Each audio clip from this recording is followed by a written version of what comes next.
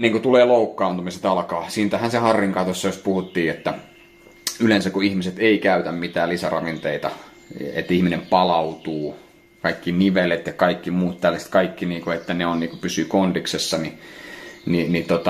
niin se on ennemmin tai myöhemmin tulee nämä loukkaantumiset. Ja sitten se, että jos sä vedät koko aika niin kuin rajoittimella niin sanotusti, että sä hakkaat, että sä urheilet paljon, sä et syö mitään niin kuin mineraaleja, vitamiineja, et mitään, ja sitten sä kuvittelet niin saavas, kukaan ei pysty syömään niin paljon päivässä, että saisi sen tarvittavan määrän niin ennaltaehkäisyyn myös. Eli ihan varmasti tulee sairastumaan joskin kohtaa sitten niin myöhemmin. Ihan varmasti, jos joku niin vetää niin kovaa urheilee koko aika ja on hyvässä kunnossa ja urheilee tosi kovaa, niin ennemmin tai myöhemmin alkaa sairastelukierre, koska se käy koko aika rajoittimella se. Se käy koko aika rajoittimella. Tuossa polvi on nyt taas, mä oon kuntouttanut sitä polvea ja mä oon vetänyt tosi paljon. Tässä on yksi Voimapuolin kovimpia tuotteita. Tämä Stackerin Joint Fitti. Tää on erittäin hyvä nivelille ja näin poispäin. Sitä mä oon vetänyt tossa tosi runsaasti. Ja sitten mä tein silloin viime viikolla, jätin kokonaan raskaat painot tekemättä ja olkapäitä. Sitten tein vähän ojentajia ja kädet on jäänyt niin vähälle toi treenaaminen, noiden käsien treenaaminen, että niitä ei ole juurikaan tullut veivattua, että jotenkin niin vastenmielistä toi hauiksen ja ojentajien treenaaminen, että se on vaan niin vastenmielistä, että tää on taas ruuhka.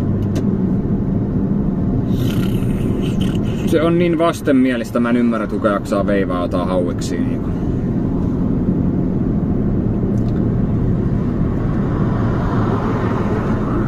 Mutta sain nyt siinä tehtyä jotakin, että oikein käden toi hauiksen reenaaminen, se on hyvin vaikeeta, niin että se menee tonne. Se pitää olla niin tietynlainen se liike kuin voi vaan olla, että se ei koske tohon käteen. Että. Tänään tein tossa, ja polvi on nyt taas, mä oon kuntouttanut sitä polvea ja mä oon vetänyt tosi paljon. Tässä on yksi Voimapuolin kovimpia tuotteita. Tämä Stackerin Joint Fitti. Tää on erittäin hyvä nivelille. Niin tietynlainen se liike kuin voi vaan olla, että se ei koske tohon käteen. Että.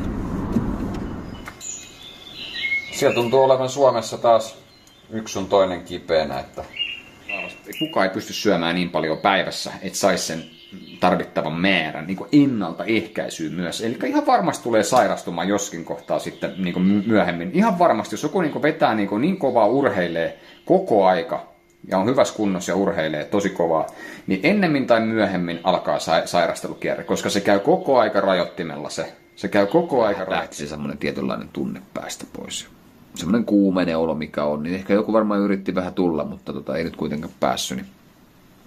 Mutta joo, ihan toivotaan nyt, että huomenna olisi jo terve, niin pääsisi maanantaina sitten jo urheilemaan. Että kyllä siinä yksi välipäivä pitää olla ihan täysin terve. Tässä nyt sen ihmeempää, niin tuossa kun sohvalla makasi, tuntuu, että niinku räkää pää täynnä ja nenä täynnä räkää ja alkoi tuntua semmoista kuumeiselta ololta. Nousin sitten ylös ja otin vähän karmolissia siitä ja otin vähän cashew-pähkinöitä ja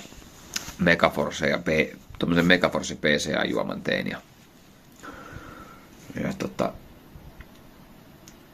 mitään muuta siinä oli.